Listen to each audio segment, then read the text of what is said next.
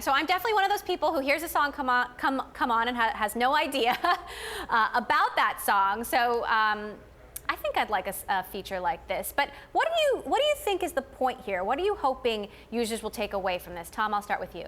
Sure. Well, what you brought up is really what it all comes down to. I'm sure we've all experienced. You're listening to a song and you ask yourself, just what does that mean? What does that lyric mean? What's the song about? Maybe you even think to yourself, what went down in the studio the day this was recorded? And so, these are the questions that drove us to create Genius.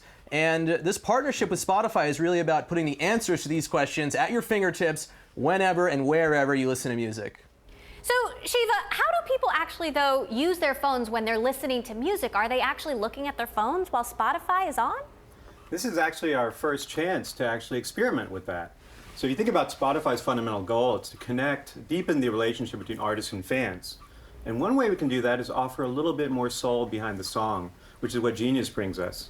So by doing that, we're hoping people lean in and engage a little bit more when they want to learn more.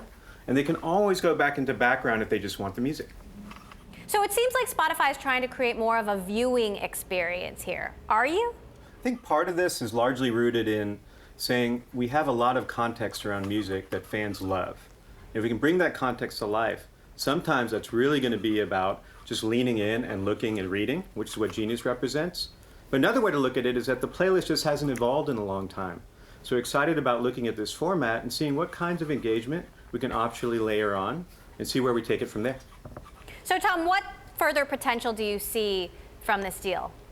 Sure, yeah, one thing that really excites me is the artist participation component. So, obviously you really can't truly understand what's going on in a song without hearing it straight from the artist. And so that's one of the reasons we're really excited to launch with 3 amazing artists, Diplo, Tinashe, and Pusha T, some of my favorites. And so, my hope is that this becomes a core part of the way artists express themselves on the internet. It's a weird thing because if you're listening to an artist on Spotify and then you want to get another expression of that artist's personality on the internet, you have to leave Spotify, you have to leave where you're listening to music and go to Instagram or go to Twitter or go somewhere else. And so wouldn't it be cool if you could get that experience right where you listen to music? And so that's something that really excites me about the future of this collaboration.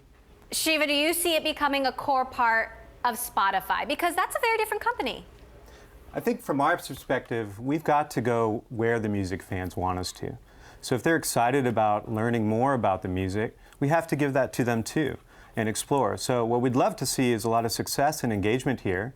And if that's the case, we have to take it and expand it and not be afraid of that. In fact, we're really excited by it.